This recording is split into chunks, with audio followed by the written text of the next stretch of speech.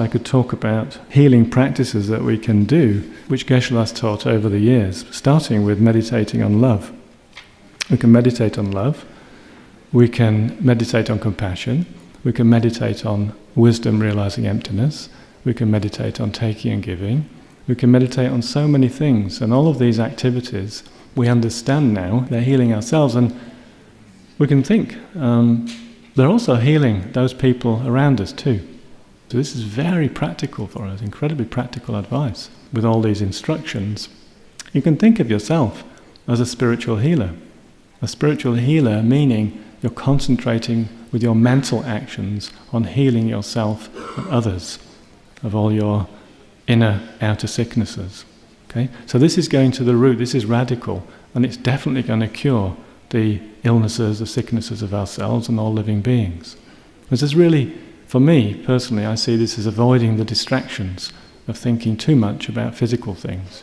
Because we can become so distracted, we forget our spiritual emphasis. I thought it'd be good to look at the benefits that arise from meditating on love, the ones that Nagarjuna explained, in which Geshe-la teaches in Modern Buddhism and various of his books.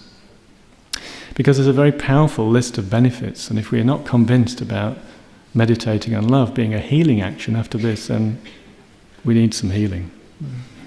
We need a serious heal. Fourth benefit is we'll be mentally happy all the time. Mentally happy.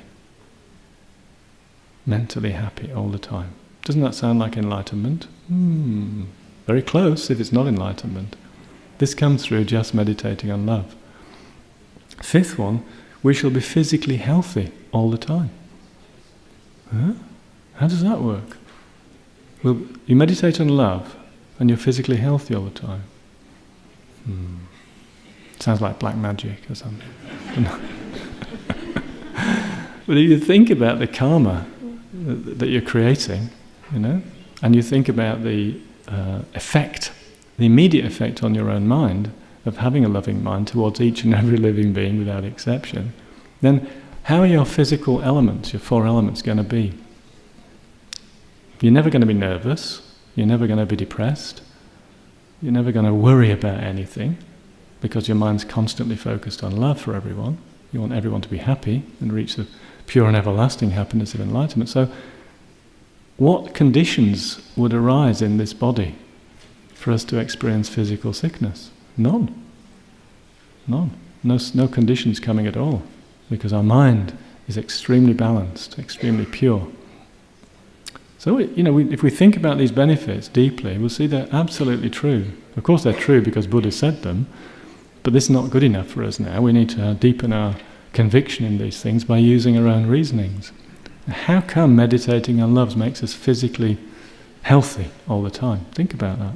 Try to gain our own wisdom, our own understanding of this. So we're motivated to meditate on love as much as possible.